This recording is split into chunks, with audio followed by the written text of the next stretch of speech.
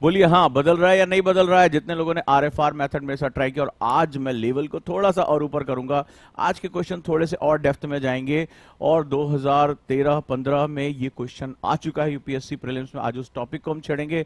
तो आरएफआर, सबसे पहले मुझे बताइए कितने लोग आरएफआर के बारे में नहीं जानते हैं? ये एक बहुत बड़ा इनोवेशन है, बहुत ताकत है, और डेफिनेटली आपको बदल के रख दे रहा है। तो क्या करना होगा? सबसे पहले R1 फिर F फिर R2 के साथ काम करना होगा। मैजिक है, मेरे पास इतने मैसेज आए बच्चों के कि सर मजा आ रहा है, इतने कम टाइम में हमारे मार्क्स बढ़ रहे हैं। और मैंने आपसे पहले भी कहा था कि मैं आपकी मेमोरी को कई गुना बढ़ा दूंगा, प्रोडक्टिविटी को कई गुना बढ़ा दूंगा। सीधी सी एक छोटी सी बात करते हैं, और वो ये है, सबसे पहले जो हम बात करते हैं, सबसे इंपॉर्टेंट सेगमेंट के हम बारे में बात करते हैं। मुझे जरा सा थोड़ा सा रिवीजन करा दो। अगर मैं तुमसे कहते हैं, आप लोग कहते हैं कि सर मेमोरी वीक है, नहीं कर पा रहे हैं, राइट, तो मुझे बताओ कि फ्रेडी जो साइक्लोन था उसकी श्रेणी यानी कैटेगरी क्या थी? जरा देखें, 3 दिन हो गए पढ़ाए हुए, आप तो भूल गए होंगे, आप तो बड़ी तेजी से भूल जाते हैं। मैंने कहा ना, ये मेथड ऐसा है जो सब कुछ बदल के रख देगा, राइट। और जो लोग आरएफआर के बारे में नहीं जानते उनको थोड़ी देर में बताने जा रहा हूं, और वो ये है कि किस तरह से चीजें और जो लोग यहां हैं आज अपने आप को बदलता हुआ देखेंगे। सबसे पहले मुझे बताओ, फ्रेडी जो साइक्लोन था वो किस श्रेणी का था? नंबर 1, ये बिल्कुल सही आरती, अभय और अनुराग, क्या बात है, क्या बात है, क्या बात है। अच्छा, जो साइक्लोन फ्रेडी था वो किसके नाम पर बनाया गया, किसके नाम पर उसका रखा गया था? एक एक्स्ट्रा ऑर्डिनरी कंडीशन थी, वो किसके नाम पर रखा गया था? जल्दी से मुझे जवाब चाहिए, सभी का तड़ातड़ जवाब चाहिए। देखें जरा, आप भूलते कैसे हो? आरएफआर का जादू दिखाने जा रहा हूं कि सिर्फ पढ़ते नहीं है, प्रोडक्टिविटी कई गुना बढ़ जाती, कई कई गुना। अरे वाह, क्या बात, अरे वाह, क्या बात है। अच्छा, जो साइक्लोन था फ्रेडी, वो भारत के किस हिस्से पे पहले टकराया था? जैसे इस बार विपरजॉय, उसका एक अलग ही मूड था, एक वो अलग हिस्से में आया, लेकिन फ्रेडी भारत के किस हिस्से पे सबसे पहले टकराया? मुझे लगता है भूल गए होगे आप लोग, क्योंकि आप लोगों को तो कहते हैं ना मेमोरी वीक है, भूलने की आदत है, ज्यादा देर याद नहीं रख पाते हैं। तो मुझे जल्दी से बताओ कि भारत के किस हिस्से पर सबसे पहले जो फ्रेडी था वो टकराया था? क्या बात है, अरे वाह मोनिका, अरे क्या बात है, वेरी गुड जूही, वंडरफुल, क्या बात है। अरे तुम लोग भूले क्यों नहीं? क्या बात हो गई? वंडरफुल भाई, ईस्टर्न कोस्ट से टकराया था। क्या बात है, आशीष, नेहा, धीरज, सबके जवाब सही हैं, भूले क्यों नहीं? यही है आरएफआर का जादू, मैजिक। मजा आ रहा? अगर मजा आ रहा है तो एक मेरे लिए भी तो थैंक यू बोलते बनता है ना, कि हाँ सर मजा आ रहा है, भूल ही नहीं रहे। आरएफआर हमारे एजुकेशन सिस्टम का हिस्सा नहीं है, ये एक नया इनोवेशन है, एक नई चीज है, एक नई ताकत है। तुम भूल के दिखा दो, तुम भूल के दिखा दो, मैं मान जाऊं, क्योंकि हमें पढ़ने की इस तरह से आदत ही नहीं रहती है, राइट, आदत ही नहीं रहती है। और अब आप देखिए, ये रुद्र ने लिखा सर मजा आ रहा है। आप मुझे बताओ, एक ही क्वेश्चन आप भूले, नहीं भूल रहे हो आप? अच्छा, एक और क्वेश्चन पहली क्लास से पूछता हूं, देखें भूल जाओगे। जो कम्युनिकेबल डिजीज अफ्रीका में है, जो संचारी रोग हैं, वो कौन कौन से हैं? जल्दी से, ओह मैं भूल गया हूं, संचारी रोग, कम्युनिकेबल डिजीजेज जो हैं वो कौन कौन सी हैं? मुझे लग रहा है मुझे याद नहीं है, क्योंकि पहली क्लास थी। अनुराग ने लिखा बवाल है सर, एफआर मेथड, आरएफआर मेथड। क्या रहा होगा, क्या रहा होगा? इतनी छोटी सी इंफॉर्मेशन कौन याद रखेगा? कम्युनिकेबल डिजीज इन अफ्रीका, क्योंकि भारत फोकस अफ्रीका कार्यक्रम में उनको हटाने के लिए काम कर रहा है, हमारे आईआर का पार्ट है। ये देखो, बिल्कुल सही जवाब। क्यों भाई, कैसे हो रहा है ये सब? क्या बात है, क्या बात है। ये है पावर आरएफआर की। आपने मेरे साथ सिर्फ 20-25 मिनट स्पेंड किया, आपके मार्क्स डबल हो गए, आपकी मेमोरी कितने टाइम आ गई? आप सोचो कि 5 दिन पहले पढ़ाई गई चीज अभी तक आप भूले नहीं, और एक बार क्विक पढ़ाया, क्विक, ये भी नहीं कि आपने उसको बैठ के रिवीजन किया, दोबारा किया। अभी जब हम आरएफआर कंप्लीटली करेंगे तो सोच के देखो, जो आरएफआर में 12,000 क्वेश्चन हम कराने जा रहे हैं, वो 12,000 क्वेश्चन, 48,000 स्टेटमेंट आपको कहां से कहां तक पहुंचा देंगे, आप अंदाजा भी नहीं लगा सकते। ये देखिए क्या सही जवाब आ रहा है। मैं कुछ नहीं कर रहा हूं भाई, ये सिर्फ सही तरीका है। आपका जो बाण है वो उसके अंदर एक ताकत है लक्ष्य को भेदने की, बस दिशा सही देने की जरूरत है, और दिशा सही कर ली तो अपने आप सही हो जाएगा। रुद्र ने लिखा, सर बहुत खुशी हो रही है, यही चीज तो हमें, इसी को तो आत्मविश्वास कहते हैं। जब तक आप अंदर से खुश नहीं होंगे तब तक आपके अंदर सेल्फ कॉन्फिडेंस आता ही नहीं है। एक उदास मन में कभी कॉन्फिडेंस नहीं हो सकता, और खुश हम तब होते हैं जब हम उस लक्ष्य को पा लेते हैं जो हम पाना चाहते हैं।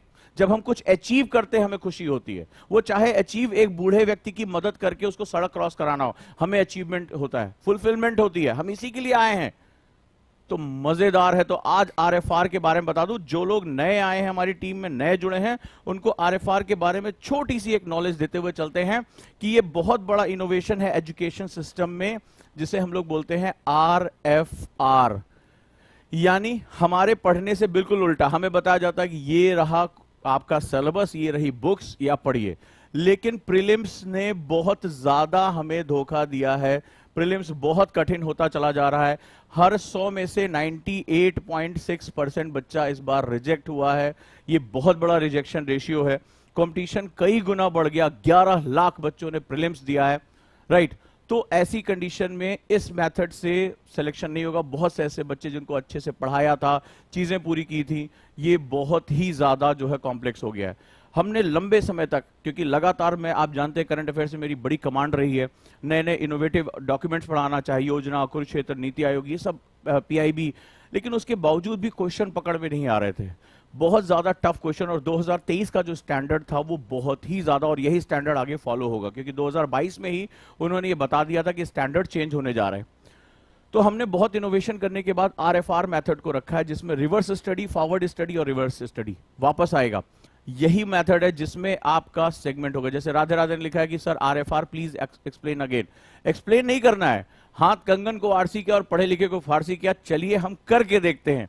तो रेडी हैं सब लोग? मुझे रेडी लिखिए और एक चार्ट बनाइए जिसमें R1 F R2 इस चार्ट के साथ आ जाइए, और देखिए 30 मिनट के अंदर आपके मार्क्स को मैं कैसे बढ़ा देता हूं। और सबसे बड़ी बात, अब तो आपको ये समझ में आ गया होगा, मार्क्स तो छोड़ो, मेमोरी कई गुना बढ़ रही है।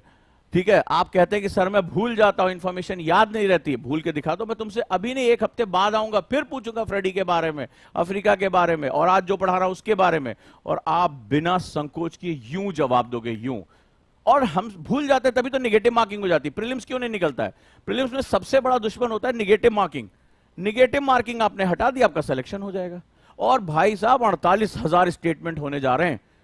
48,000 स्टेटमेंट 1999 के बैच में होने जा रहे हैं। आप अंदाजा लगाइए, क्या 60 क्वेश्चन भी अब नहीं होंगे? और सबसे बड़ी बात है, आप अगर बिगिनर हैं, अभी 2 साल बाद देना, तो आपकी क्लास में आपका जो पढ़ने का तरीका होगा बढ़ जाएगा। आप मुझे अंदाजे से, ईमानदारी से एक स्टेटमेंट दे दो, दिल खोल के मुझे बताओ, क्या आज से 3 दिन पहले आपको फ्रेडी साइक्लोन के बारे में याद भी था कि कभी 2022 में भारत में 3,000 मौतें हुई थी? इस बार तो विपर्जय में गवर्नमेंट ने बहुत मैनेज कर लिया था, लेकिन ये अनएक्सपेक्टेड था, ग्लोबल वार्मिंग की वजह से था और क्लाइमेटिक चेंज की वजह से था। क्या मुझे ईमानदारी से बताओ, क्या आपको इस साइक्लोन के बारे में पता था? करंट अफेयर्स 2022, क्योंकि 2023 के पैटर्न में लगभग 2 से 3 साल का करंट अफेयर्स पूछ रहे हैं। आपको लग रहा होगा साल भर का पूछ रहे हैं।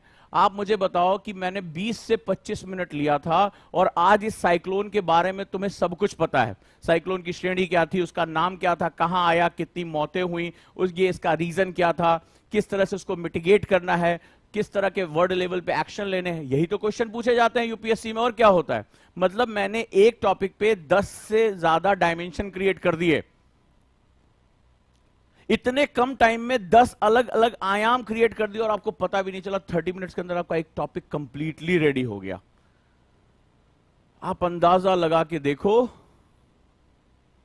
कि क्या आपने कर लिया। एक पर्टिकुलर साइक्लोन पे आपने 10 अलग अलग डायमेंशन क्रिएट कर लिए, आपको पता ही नहीं चला, और ऐसे क्रिएट किए कि आप भूल नहीं पा रहे हो।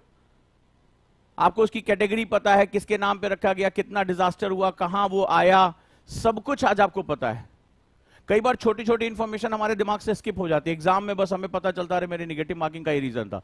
अब आप भूल के तो दिखा दो। जी हां, ये पूरा बैच हिंदी इंग्लिश दोनों में होगा, सामने हाजिर है। रेडी, चले। पूनम ने लिखा है न्यू स्टूडेंट। न्यू स्टूडेंट के लिए तो ये कहते हैं ना ब्रह्मास्त्र है। न्यू स्टूडेंट के लिए तो ये मेथड इतना बड़ा ब्रह्मास्त्र है कि क्लासेस में आपकी कैपेसिटी कई गुना बढ़ जाएगी। टीचर से आके ऐसे ऐसे क्वेश्चन पूछोगे, उसको भी माथे पसीना आ जाएगा, यार इस स्टूडेंट को इतना नॉलेज कैसे है, इतने डायमेंशन के बारे में कैसे जानता है। तो जिनको 2025-26 में देना, उनके लिए तो बहुत बड़ा अमृत है। चलिए रेडी, शुरू करें आज की क्लास। आज थोड़ा सा लेवल थोड़ा ऊपर है।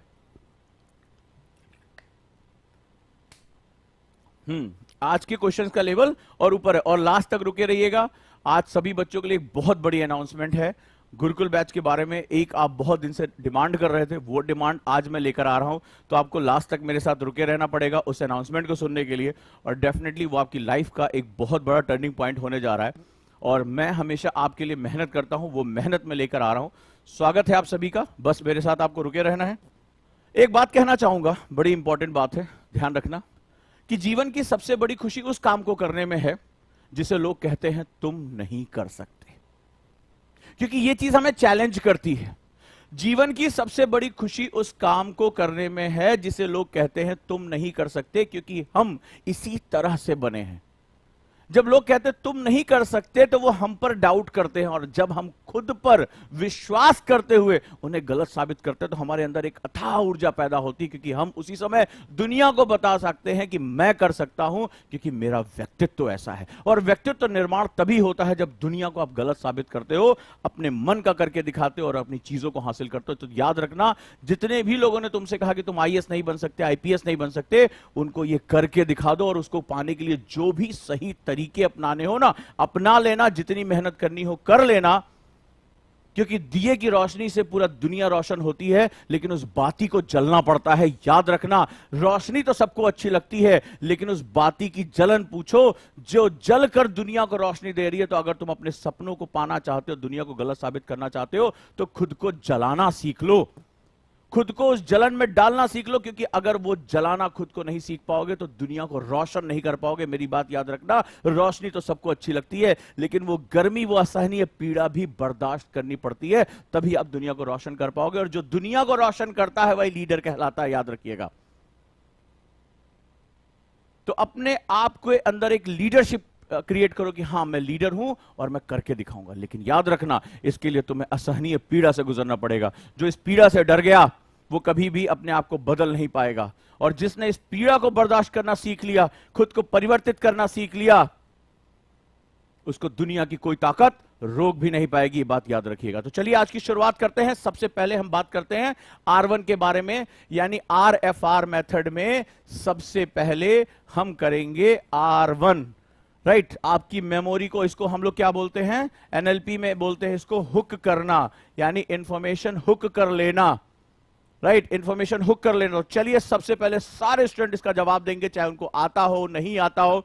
फिर मेथड दिखाऊंगा F का, फिर मेथड दिखाऊंगा R2 का। सो लेट्स रेडी, शुरुआत कर देते हैं। आज का क्वेश्चन थोड़ा सा ऊपर है, 2 बार यूपीएससी प्रीलिम्स में आ चुका है, तो बड़े ध्यान से करना है कि वन अधिकार अधिनियम 2006 क्या है। 2 बार प्रीलिम्स में आ चुका है। एक अधिनियम जो वन अधिकारियों को वन भूमि और संसाधनों के प्रबंधन का अधिकार देता है। एक अधिनियम जो वन भूमि और संसाधनों पर वन में रहने वाले समुदायों के अधिकारों को मान्यता देता है। एक अधिनियम जो किसी के द्वारा वन भूमि और संसाधनों के उपयोग पर प्रतिबंध लगाता है। एक अधिनियम जो वन भूमि और संसाधनों का दोहन करने के लिए निजी कंपनियों को अधिकार प्रदान करता है। यानी what is forest right act 2006? An act that grant rights to forest official to manage forest land and resources. Act that recognize the rights of the forest dwelling communities over forest land and resources. An act that prohibits the use of forest land and resource by anyone. An act that grants right to provide private companies to exploit forest land and resources. Let's start it. बड़े ध्यान से करना है, UPSC prelims का question है। देखो आज कहां पहुंचा दिया, और तुम भूल के दिखा देना इसके बाद। वनों द्वारा प्रदान किए जाने वाले कुछ पारिस्थितिक लाभ क्या हैं? वाटरशेड का संरक्षण और जलवायु का नियमन, वन्य जीव और संसाधनों के प्रावधान के लिए आवास, जलवायु के आर्थिक लाभ और विनियमन, वाटरशेड का संरक्षण और संसाधनों का प्रावधान। क्या है वनों के द्वारा प्रदान किए जाने वाले कुछ इकोलॉजिकल पारिस्थितिक लाभ? यानी कि अगर मैं बात करूं, what are the some of the ecological benefits provided by the forest? Protection of watershed and regulation of the climate, habitat for wildlife and provision of resources, economic benefits and regulation of the climate, protection of watershed and provision of resources. So let's start. देखते हैं next question is third one, वनों द्वारा प्रदान किए जाने वाले कुछ सामाजिक लाभ क्या है? वो इकोलॉजिकल था, ये सोशल है। आर्थिक लाभ और संसाधनों का प्रावधान, वन्य जीव और वाटरशेड की सुरक्षा के लिए आवास, सांस्कृतिक पहचान और आध्यात्मिक महत्व, जलवायु का विनियमन और संसाधनों का प्रावधान। बहुत ध्यान से सोच समझ के करना है, ध्यान से पढ़ना है। What are the some social benefits provided by the forest? Social benefits, economic benefits and provision of resources, habitat for wildlife and protection of watershed. Next one is cultural identity and spiritual significance, regulation of the climate and provision of resources. बड़े ध्यान से करना, कुछ complex होता जा रहा है थोड़ा थोड़ा। आज क्वेश्चन का लेवल थोड़ा ऊपर है, धीरे धीरे और ऊपर करेंगे, यूपीएससी तक पहुंचा देंगे, टेंशन नहीं लेने का। चौथा, व्यक्तिगत वन अधिकारों के दावों की अस्वीकृति के पीछे क्या कारण है? वन अधिकारियों के बीच वन अधिकार अधिनियम के बारे में जागरूकता की कमी, वन निवास समुदाय में संसाधनों की कमी, पर्यावरण कार्यकर्ताओं का प्रभाव या निजी कंपनियों का प्रभाव। राइट, क्वेश्चन है आपके सामने, ध्यान से आप पढ़िए। इंग्लिश में कहेंगे, what is the reason behind the rejection of individual forest right claims? A lack of awareness of the Forest Right Act among forest officials, a lack of resources in forest dwelling communities, the influence of environmental activists, and the influence of the private companies. Right? क्या है सही answer? Let's start. So हमारा ये batch Hindi English दोनों में रहेगा। इमरान अंसारी ने लिखा ये बैच पढ़ाया जाएगा, ये बैच ऐसे ही चलेगा, कोई बेसिक नहीं है। हम आरएफ में क्वेश्चन करेंगे, ये क्वेश्चन आंसर बेस्ड है, ये क्लास की रेगुलर टीचिंग नहीं है। ये स्टूडेंट वही है जो बेसिकली पढ़ने में एफ मेथड का भी, ये लगता है नए आए हैं, इनको यही समझ में नहीं आ रहा कि आरएफआर क्या होता है। राइट, तो आरएफआर क्या होता है ये उनको आता ही नहीं है। चलिए नेक्स्ट, वन अधिकार अधिनियम द्वारा किन अधिकारों को मान्यता दी गई है? वन भूमि और संसाधनों का दोहन करने के लिए निजी कंपनियों के अधिकार, वन में रहने वाले समुदायों के वन क्षेत्र में रहने और उपयोग करने का अधिकार, वन भूमि और संसाधनों के प्रबंधन के लिए वन अधिकारियों के अधिकार, और वन भूमि और संसाधनों के उपयोग पर रोक लगाने का सरकार का अधिकार। राइट, तो यहां पर ऐसे ही पढ़ाया जाएगा, पहले क्वेश्चन होंगे, थोड़ा सा उसके बारे में ब्रीफ नॉलेज होगी, फिर दोबारा उसके आपको क्वेश्चन करने हैं और आपको वहां आंसर निकालना है। राइट, तो ये आरएफआर है, ये जो फॉरवर्ड स्टडी मेथड है, ठीक है, वो नहीं समझ पा रहे हैं इसको। डोंट नीड टू राइट, यहां आंसर दो यार। चलो, ये तो सिर्फ डेमो बैच चल रहा है, अभी बैच जो है वो 10 अगस्त से शुरू होगा। आज 100 लोगों का एडमिशन और हो सकता है इसमें। What rights are recognized by the Forest Right Act? Right of private companies to exploit forest land and resources, right of forest dwelling communities to live in and use forest land, right of forest official to manage forest land and the resources, right of the government to provide the use of forest land and resources. Come on, जल्दी जवाब दो, जो समझ में आ रहा है इसका जवाब दो। अभी देखो इसके आंसर कैसे सही होते हैं। ये आरएफआर मेथड है, यहां एबीसीडी नहीं पढ़ाई जाएगी। चलो अब लिखो किताब, उसके लिए ढेर सारे इंस्टीट्यूट है, हमारे ढेर सारे कोर्सेज हैं, आप वहां जा सकते हैं। ये क्या है? ये क्विक है, पहले क्वेश्चन, फिर उसके बारे में नॉलेज, फिर क्वेश्चन, और फिर मार्क्स इंप्रूवमेंट। राइट, वन में रहने वाले समुदायों के अधिकारों की रक्षा करना क्यों महत्वपूर्ण होता है? वनों के सतत प्रबंधन को सुनिश्चित करने के लिए, निजी कंपनियों द्वारा वन संसाधनों के दोहन को रोकने के लिए, सरकार द्वारा उत्पन्न राजस्व को बढ़ाने के लिए, पर्यावरण कार्यकर्ता के हितों की रक्षा के लिए। राइट, क्यों बहुत इंपॉर्टेंट है? उनके समुदायों के अधिकारों की रक्षा क्यों करनी है? आज आप यूपीएससी के लेवल के क्वेश्चन पे पहुंच गए हैं। Why it is important to protect the right of forest dwelling communities, to ensure the sustainable management of forests, to prevent the exploitation of forest resources by private companies, to increase the revenue generated by the government, to protect the interest of environmental activities. Right? Done? Let's start. One प्रबंधन और संरक्षण के संबंध में one अधिकार अधिनियम का उद्देश्य क्या है? वनों के प्रबंधन और संरक्षण के लिए निजी कंपनियों को सशक्त बनाना, वन भूमि और संसाधनों के उपयोग पर रोक लगाने के लिए, वनों में रहने वाले समुदायों को वन प्रबंधन और संरक्षण में भाग लेने के लिए सशक्त बनाना, सरकार द्वारा उत्पन्न राजस्व को बढ़ाने के लिए। सातवें का आंसर क्या होगा? जल्दी से सोचिए। What is the aim of the Forest Right Act with regard to the forest management and conservation?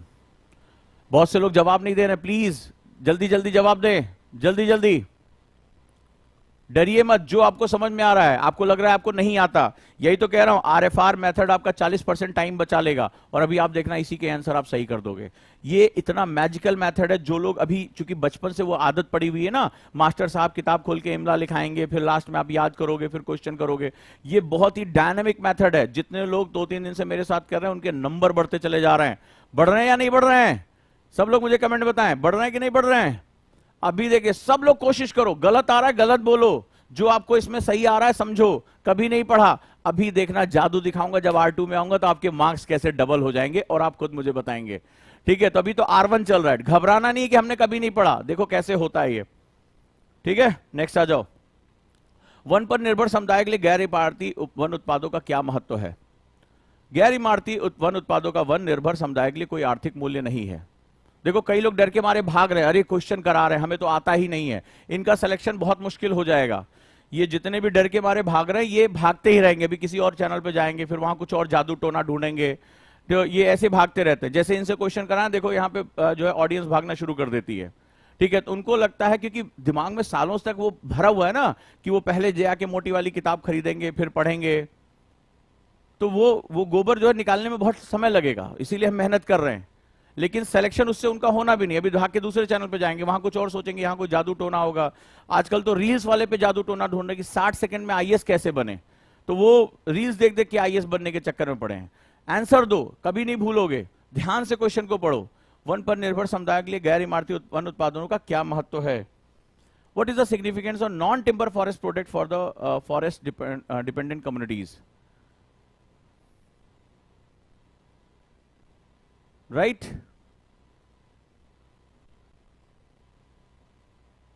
Wonderful. One अधिकार अधिनियम के तहत वन प्रबंधन और संरक्षण में वन में रहने वाले समुदायों की क्या भूमिका है? चलिए जल्दी से क्वेश्चन करिए।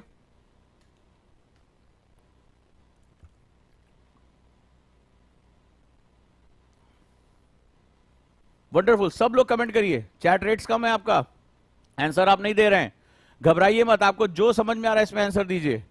तुक्का मार रहा है, तुक्का मारिए। ये देखिए आपका तुक्के का रेट क्या है। प्रदीप ने लिखा मैं नया स्टूडेंट, ट्रिक बताओ। ट्रिक नहीं, पहले क्वेश्चन पढ़ो, आंसर करो। तुम्हें जो भी ABCD में 4 में से सही आ रहा है उसको करो, गलत ही आ रहा है कोई बात नहीं है, अभी देखना तुम ही सही करोगे। प्रदीप अभी तुम ही सही करोगे, देखना इसको। What is the role of forest dwelling communities in the forest management and conservation under the Forest Right Act? ये मेमोरी बढ़ाने का, मार्क्स बढ़ाने का, बेहतरीन तरीके से पढ़ने का बेस्ट मेथड है। चलिए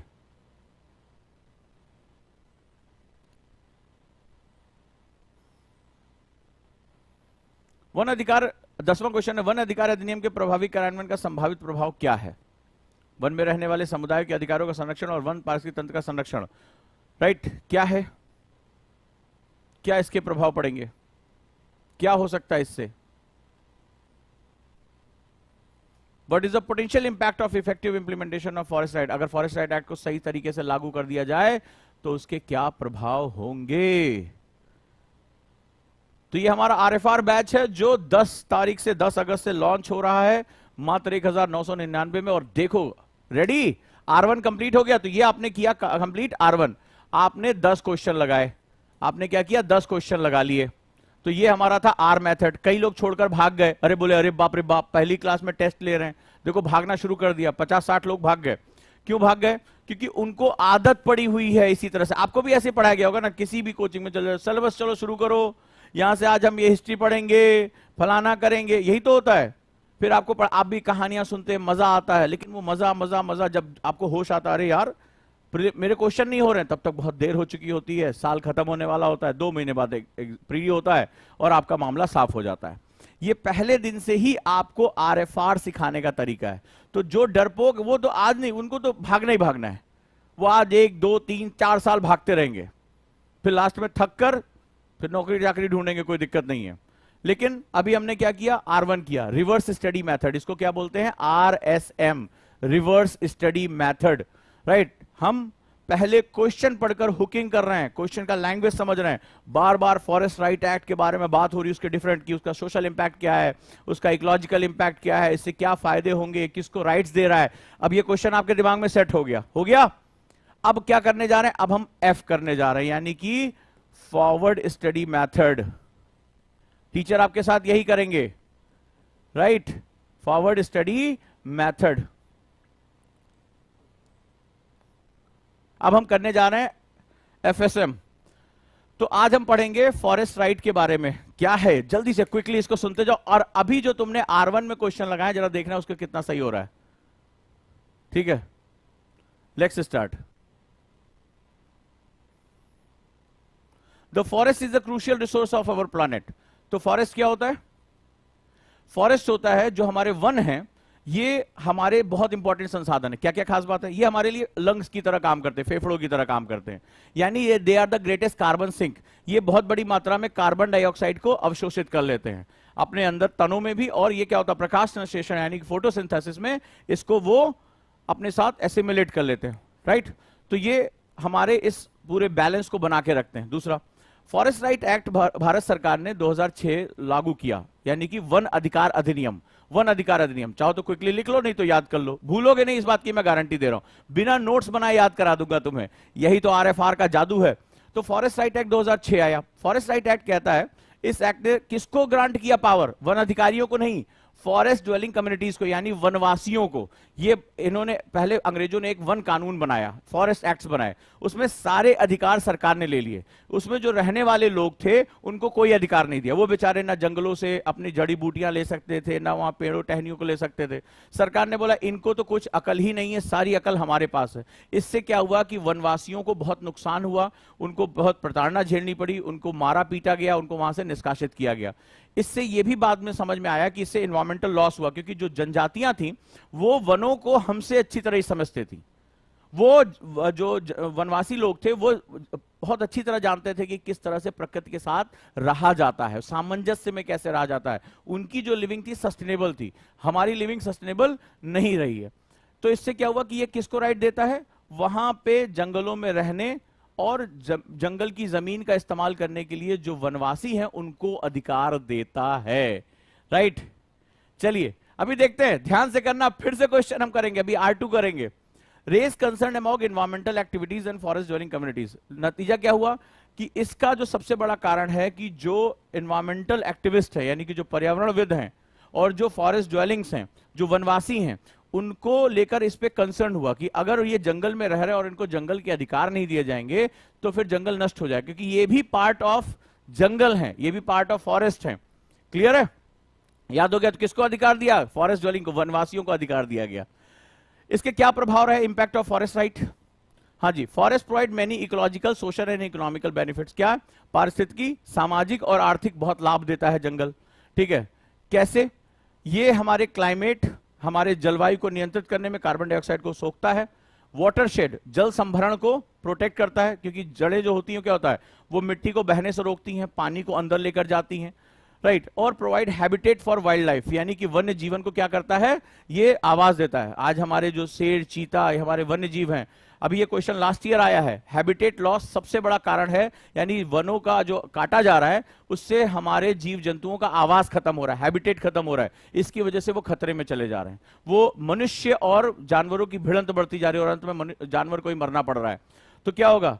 इट प्रोटेक्ट वाटरशेड, आ गया, क्लाइमेट को बचा रहा है, और जो है वो वन्य जीवों के लिए आवास प्रदान कर रहा है, आवास प्रदान कर रहा है, हैबिटेट फॉर वाइल्ड लाइफ। चलो भैया, provide resources such as timber, non timber forest. क्या क्या हमें और रिसोर्स भी प्रदान करता है वन क्या करता है, यानी इसके आर्थिक लाभ क्या है? हमें लकड़ी, गैर लकड़ी यानी फल फूल पत्तियां, तेंदू पत्ता, ये भी देता है। हमें जो जड़ी बूटियां हैं, मेडिसिनल प्लांट है, वो भी हमें प्रोवाइड करता है, राइट। और यही सब जो है वहां के जनजीवन का, जो जनजातीय लोग हैं, वनवासी लोग हैं, उनके जीवन का आधार है। तो हमें लकड़ियां देता है, गैर लकड़ी पदार्थ, फल फूल, जड़ी बूटियां देता है, ये सारी चीजें हमें वहां प्रदान होती हैं। ठीक है, तो forest right act 2006 government of India ने लॉन्च किया, बनाया, उसको एक्ट को लागू किया, ताकि वहां वनवासियों को वहां की जंगल की जमीन और जंगल के संसाधन, जंगल की जमीन और जंगल के संसाधनों पर अधिकार दिए जा सकें। ठीक है, याद रहेगा।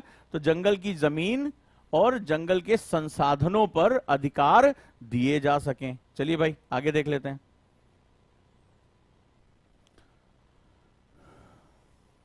क्या अधिकार देता है? कि जंगल में आप रह सकते हो और वहां से अपना जो है नॉन टिम्बर प्रोडक्ट कलेक्ट कर सकते हो, ठीक है, और अपने आजीविका के लिए वनों पर आश्रित रह सकते हो। अब आपको कोई वन का अधिकारी रोकेगा नहीं, ठीक है, तो ये अधिकार दे देता है। सबसे बड़ी बात है, इसका जो सबसे बड़ा उद्देश्य था वो जो वनवासी लोग थे, फॉरेस्ट ड्वेलिंग कम्युनिटीज, उनको सशक्त करना, ताकि वो अपनी आजीविका को जो वनों पर आधारित है वो चला सकें। साथ ही साथ जो सबसे बड़ा काम था वो फॉरेस्ट मैनेजमेंट एंड कंजर्वेशन, यानी कि जो वन प्रबंधन और संरक्षण का काम था, कि वनों को, क्योंकि वनवासी लोग बहुत अच्छी तरह जानते हैं, उनको पता होता है ये फल खाना चाहिए, नहीं खाना चाहिए, इस पत्ती से जो है घाव भर जाएगा, इससे नहीं भरेगा, तो वो जन्म से वहीं रह रहे हैं और जहां आप रहते हैं वहां की परिस्थिति के बारे में बहुत अच्छी तरह जानते हैं। तो आगे चलकर पर्यावरणविद को यह पता चला कि भाई अगर जंगल को संरक्षित करना है तो वनवासियों को अधिकार देने होंगे। वो एक बाहर से आए हुए अधिकारी से ज्यादा अच्छी तरह जानते हैं कि जंगल में क्या है और क्या नहीं है, ठीक। चलो नेक्स्ट आ जाओ।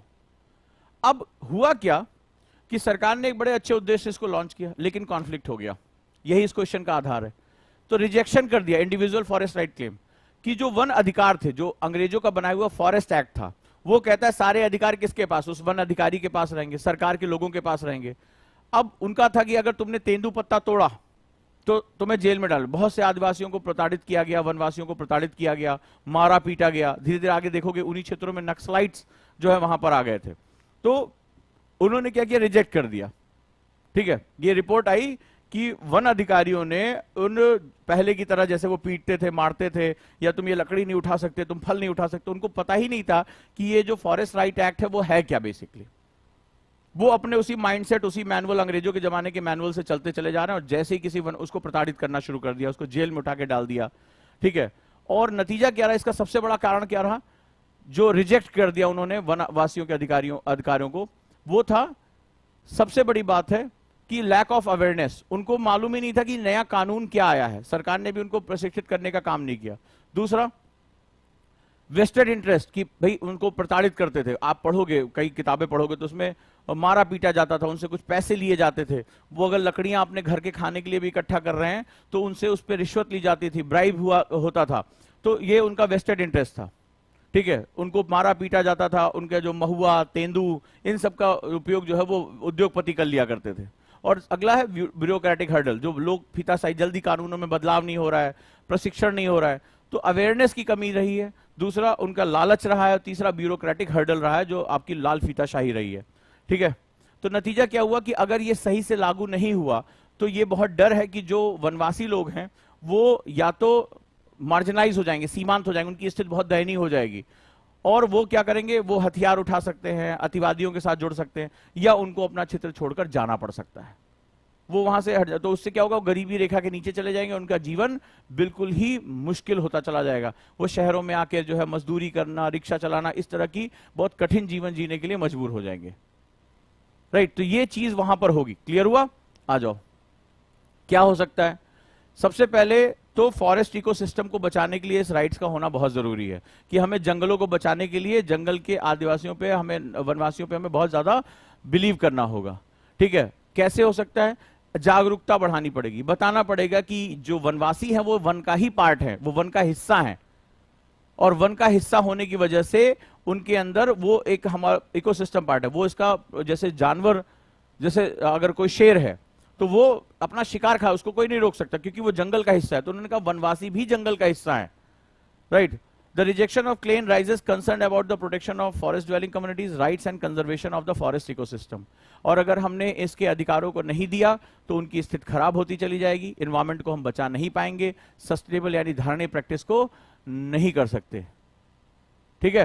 तो हिंदी में बोल तो रहा हूं, अब कौन सा बोलूं दादा, किस दुनिया से आए हो। अब इससे ज्यादा हिंदी क्या, अभी संस्कृत ही बचा है बोलने के लिए, राइट। तो अब आपने इसके बारे में पढ़ लिया। तो forest right act government of India ने 2000 किसके लिए लागू किया, ये फॉरेस्ट ड्वेलर्स के लिए। रेडी हो R2 के लिए, सभी लोग रेडी हो। क्यों नहीं लागू हो पा रहा है, अवेयरनेस नहीं है, लालच है, या ब्यूरोक्रेटिक हर्डल है। नहीं करोगे तो क्या होगा, जंगलों का संरक्षण नहीं कर पाओगे, और बेचारे जो है वो लोग मार्जिनलाइज हो जाएंगे, सीमांत हो जाएंगे, उनके अधिकारों का हनन होगा, वो गरीबी में जीने को मजबूर हो जाएंगे, राइट। गुरुकुल के बारे में अभी लास्ट में हम जाके अभी अनाउंसमेंट करने जा रहे हैं, बहुत धांसू अनाउंसमेंट करने जा रहे हैं। चलिए, अब हुआ कि हमने एफ कर लिया, यानी कि फॉरवर्ड स्टडी मेथड कर लिया। वापस आते हैं, देखते हैं क्या मस्त चीज होने जा रही है। और अब आपने R1 के अपने मार्क्स देख लिए थे, अब जरा R2 के मार्क्स देखते हैं और आपको जादू दिखाता हूं कि कैसे आप कम से कम समय में अपने मार्क्स को कई गुना बढ़ा सकते हैं। तो लेट्स स्टार्ट। फिर से एक बार ये क्वेश्चन करते हैं, R2 में वन अधिकार अधिनियम 2006 क्या है? फिर से करो, चलो कम ऑन, सबके आंसर आने चाहिए। ये देखो उज्जवल पाल सर, प्रीलिम्स में कौन कौन सा बुक है, ये भी ये निकलेंगे ही नहीं उस मानसिकता से। उनको बुक बता दो, बुक बता के आईएएस प्रीलिम्स ये निकाल देंगे। इन्होंने कभी पेपर भी नहीं देखा होगा। लिटरली कह रहे हैं 2022 और 2023 का मेरे रिक्वेस्ट करने पे प्रीलिम्स का पेपर पढ़ लो, फिर मुझसे आके पूछना कि इसमें कौन सी बुक हमें पास कराएगी। जाके पूछ लेना प्लीज, और 2-4 साल बाद फिर आके पूछना। What is the forest right act 2006? अब हो रहा है आंसर, चेंज हो गया, चेंज हो गया कि नहीं हो गया?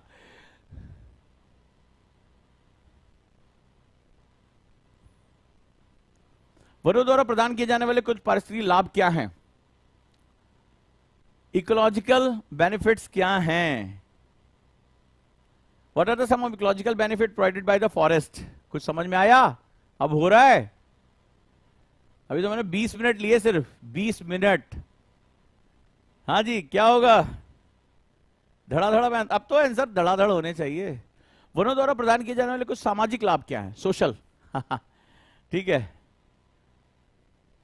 रिसोर्स, टिम्बर, नॉन टिम्बर, ये है। यहां पे क्वेश्चन पे ध्यान दो, सामाजिक लाभ, सोशल बेनिफिट्स के बारे में पूछ रहा है।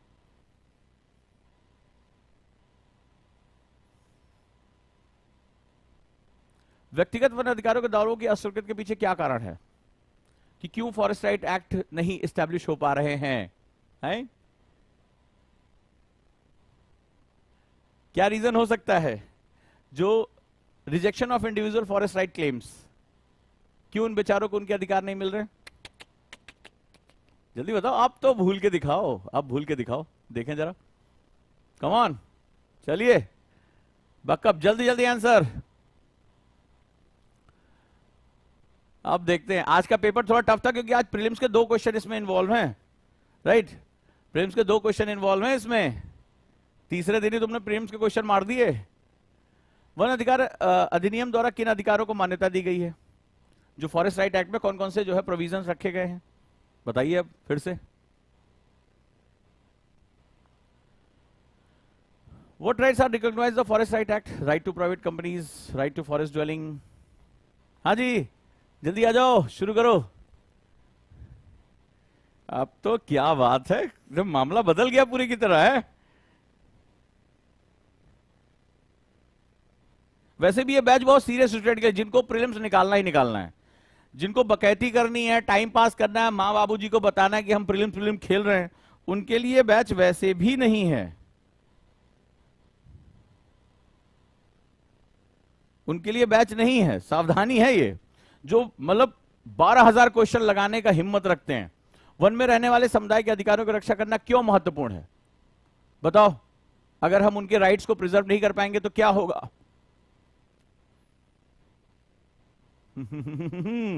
अब क्वेश्चन गलत करके दिखा दो। Why it is important to protect the right of forest dwelling communities?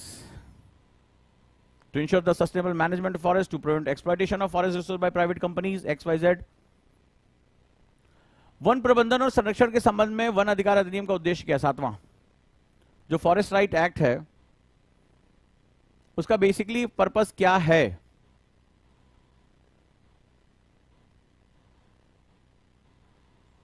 What is the aim of Forest Right Act with regard to the forest management and conservation?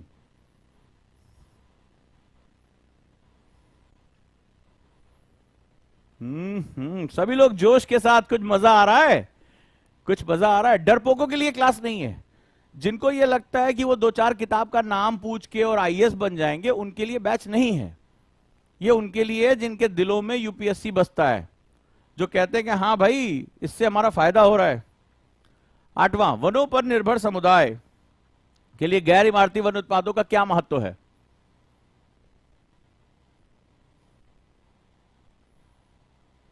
जो नॉन टिम्बर प्रोडक्ट है जैसे फल फूल पत्ते,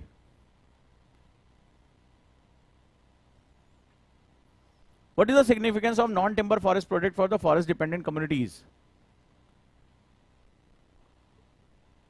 और धड़ाधड़ answer दो। आज जिसकी पहली क्लास है वो पहले आंसर दे। देखो कितना चेंज आ गया थोड़ी देर के अंदर। वन अधिकार अधिनियम के तहत वन प्रबंधन और संरक्षण में वन में रहने वाले समुदायों की क्या भूमिका है? राइट, जो वन में रहने वाले वनवासी हैं उनकी क्या भूमिका होगी वनों के संरक्षण में? चलिए देख लेते हैं। What is the role of forest dwelling communities in the forest management and conservation under the forest right act? जो भी थोड़ी देर पहले कह रहे थे कि इस बैच में क्या है, कौन सी किताब से पढ़ाएंगे, वो जो हर मंच पे जाके पूछते रहते हैं, ठीक है, बताएं। एंड द लास्ट वन अधिकार अधिनियम के प्रभावी कार्यान्वयन का संभावित प्रभाव क्या है? राइट, अगर ये हम इसको लागू कर देते हैं, प्रभावी यानी कि इफेक्टिवली कर देते हैं, तो इससे क्या इफेक्ट आएगा? बड़ा प्यारा क्वेश्चन है ये।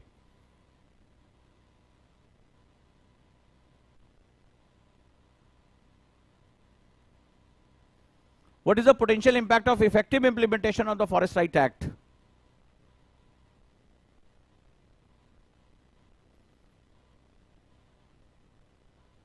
है ना, मजा आया? चलो आंसर के लिए तैयार हो? देखे जरा है किसमें कितना है दम और कितना आरएफआर मेथड। 20 मिनट हुआ है, 20 से 25 मिनट मैंने लिया है, और अब देखो कैसे आपके मार्क्स में बढ़ा देता हूं। आपकी मेमोरी अब भूल के दिखा दो। फॉरेस्ट राइट एक्ट पे आपने 10 डायमेंशन, जिसमें 2 प्रीलिम्स में आ चुके, वो आपने कवर किया है। तो चलिए जरा देखते हैं। रेडी? तो हमने क्या किया है, हमने किया है पहले लगाया था R1, फिर F और फिर R2। तो जरा हम आंसर देख लें कि क्या होगा इसका। तो आंसर अगर हम देखेंगे तो पहले का है B, दूसरे का है A, तीसरे का है C, चौथे का है A, पांचवें का है B, छठे का है A, सातवें का है C, आठवें का B, नवें का है C और 10वें का है A। हाँ भैया, चलो जरा चेक करके बताओ तो। पहले का B, दूसरे का है, तीसरे का C, चौथे का है, पांचवें का B, छठे का A, सातवें का C, आठवें का B, नवें का C, 10वें का A। और खासतौर पे जो नए थे, जो बहुत संशय कर रहे थे RFR क्या है, ये कौन सी किताबियां पढ़ाएंगे, पूरा कोर्स कब कराएंगे, ये जो हर मंच पे जाके पूछते रहते हैं, वो समझें कि जादू भी होता है। अगर सही तरीके से पढ़ा जाए तो कम समय में सिलेक्शन भी होता है। हाँ जी, जिसने मन से दिल से एक्सेप्ट किया। और ये बाप रे, वंदना ने 10 आउट ऑफ 10 मार दिया, क्या बात है, वंडरफुल। अब मुझे बताओ मार्क्स इंक्रीज किसके किसके हुए। तो आपको क्या लिखना है, R1 बटा R2 लिखना है। यानी पहले आपके 4 थे, अब आप 7 हो गए, ठीक है, कोई बात नहीं। मुझे ये मत बताओ कितने गलत हुए, मुझे बताओ क्या पहले से, मुझे ये नहीं जानना है। 100 आउट ऑफ 100 टॉपर भी नहीं कर सकता। इशिता ने भी इस बार 100 आउट ऑफ 100 क्वेश्चन नहीं किए, ये दिमाग से कूड़ा निकाल के फेंक दो। 60-65 क्वेश्चन सही करने हैं, सिलेक्शन प्रीलिम्स हो जाएगा। मुझे ये जानना है कि R1 बटा R2 क्या है। यानी R1 में तुम्हारे कितने मार्क्स थे, और जब मैंने F किया उसके साथ, तो F2 में कितने पहुंचे। यानी पहले 6 थे, फिर 8 हुए, पहले 4 थे, फिर मान लो 8 हुए। तो मुझे R1 बटा R2 चाहिए। शाबाश शाबाश। किसको किसको लग रहा है कि इस मेथड के बाद उसके मार्क्स मात्र 30 मिनट में बढ़ गए? किसको किसको लग रहा है? जल्दी जल्दी जल्दी जल्दी, किसके किसके मार्क्स बढ़े?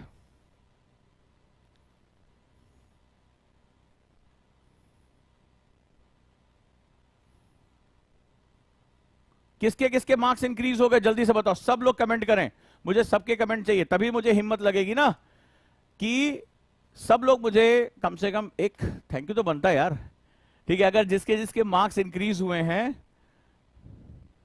एक हमारे लिए भी हार्ट वाली इमोजी बनती है भाई। और ये बाप रे, महेंद्र ने लिखा है 4 से सीधे 9 क्वेश्चन सही हुए, क्या बात है। 5 मार्क्स बढ़े, 6 से 10 हो गया आरजे सायो ने। अरे वंडरफुल यार, 10 क्वेश्चन सही कर दिए, क्या बात है। और मजाल की बात अभी पूछ लूं, तुम अभी सारे के सारे क्वेश्चन सही जवाब दोगे। फॉरेस्ट राइट एक्ट ये बताओ किसके लिए है? फॉरेस्ट राइट एक्ट 2006 किसके लिए है? अधिकारियों के लिए या वनवासियों के लिए? जल्दी से बताओ, फॉरेस्ट ज्वेलर्स के लिए। आंसर बताओ मुझे।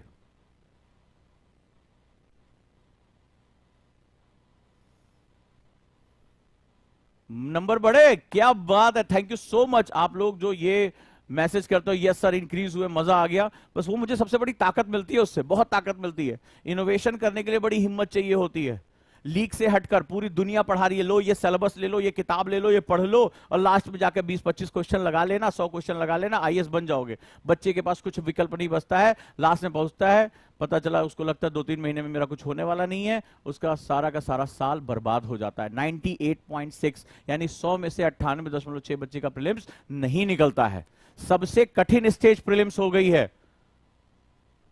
क्या आप गुरुकुल बैच ऑनलाइन चाहते हैं, वो भी आधी फीस में? अगर हां तो मेरी टीम यहां पर फॉर्म शेयर कर रही है। देखिए, क्लास में आने का तो कोई विकल्प नहीं है, क्लास में तो एक अलग ही लेवल है। अब तो हम हॉस्टल में भी मेंटरशिप प्रोवाइड करने जा रहे हैं, यानी आपका सोना जागना भी हमारे साथ कंट्रोल में है। लेकिन क्या आप गुरुकुल बैच ऑनलाइन चाहते हैं? यस अगर चाहते हैं तो गुरुकुल ऑनलाइन आप फॉर्म में भर दें। राइट, हम ये जानना चाहते हैं कि कितने बच्चे इसके साथ जुड़ना चाहते हैं। कई बच्चों ने मुझसे कहा कि हम किसी कारण की वजह से नहीं आ पा रहे हैं, लेकिन फिर यहां पर आपको मेरे साथ काउंसलिंग में जुड़ना पड़ेगा, मुझे एक वादा देना पड़ेगा, क्योंकि गुरुकुल में जैसे आप जानते हैं संकल्प उठाना पड़ता है गुरु के सामने कि जैसा आप कहेंगे हम वैसा करेंगे, और उसके बाद फिर चारा नहीं बचता है। जैसा हम शेड्यूल देंगे, जो आपको पसंद है ना पसंद है, वो हम सारा चीज करते हैं। अगर आप गुरुकुल बैच ऑनलाइन चाहते हैं, वो भी आधी फीस में, तो आप यहां पर भर सकते हैं फॉर्म, जहां पर मेरी टीम दे रही है। उसको लिखना है यस गुरुकुल ऑनलाइन, आपको वहां पर भरना है। और अगर जितनी बड़ी संख्या में बच्चे इसके साथ जुड़ेंगे तो हम एक बहुत ही यूनिक बैच लॉन्च करेंगे। राइट दोस्तों, और जो लोग आना चाहते हैं गुरुकुल में, वो कई लोग मुझसे कह रहे हैं कि 3rd बैच भी लॉन्च करिए, तो हम उसको प्लान कर रहे हैं, क्योंकि गुरुकुल में बड़ी जिम्मेदारियां होती हैं। आप ये अंदाजा लगाइए, 13 से 15 घंटे का जो शेड्यूल मेंटेन कराना, बहुत बड़ी टीम लगी हुई है, और अलग अलग डायरेक्शन के लोग आते हैं, अलग अलग माइंडसेट के लोग आते हैं, बहुत ज्यादा चीजें हम उनकी चेंज कर रहे हैं। तो स्वागत करता हूं आप सभी का। अगर आप गुरुकुल बैच को ऑनलाइन चाहते हैं, ये एक सर्वे है, तो आप यहां पर दिया गया फॉर्म भर सकते हैं, गुरुकुल ऑनलाइन लिख सकते हैं। राइट, और ये आधी फीस में होगा जो अभी गुरुकुल की फीस है, उससे भी कम फीस में, या शायद आपकी एक्सपेक्टेशन से और कम फीस पे हो। लेकिन हमें यह जानना है कि क्या आप इसके इच्छुक हैं, क्योंकि कई बच्चे मुझसे इसके कह चुके हैं कि सर गुरुकुल ऑनलाइन लेकर आइए, लेकिन इसके लिए हमें कुछ ऐसे सॉफ्टवेयर की जरूरत थी, ऐसे इकोसिस्टम की जरूरत थी। वो आप लोगों के प्यार और सहयोग की वजह से लगातार मैं 1.5-2 महीने से जो मेहनत कर रहा था, उसमें मैं सक्सेसफुल हो गया हूं, और उसी वजह से मैंने ऐसे अद्वितीय, ऐसे अद्भुत सॉफ्टवेयर डेवलप किए हैं जो अब आपकी मॉनिटरिंग में आपको बहुत हेल्प करने जा रहे हैं। तो अगर आप लोग गुरुकुल ऑनलाइन चाहते हैं, वो भी मात्र आधी फीस में जो गुरुकुल की है, या उससे भी कम, तो आप लोग फॉर्म जरूर भर दें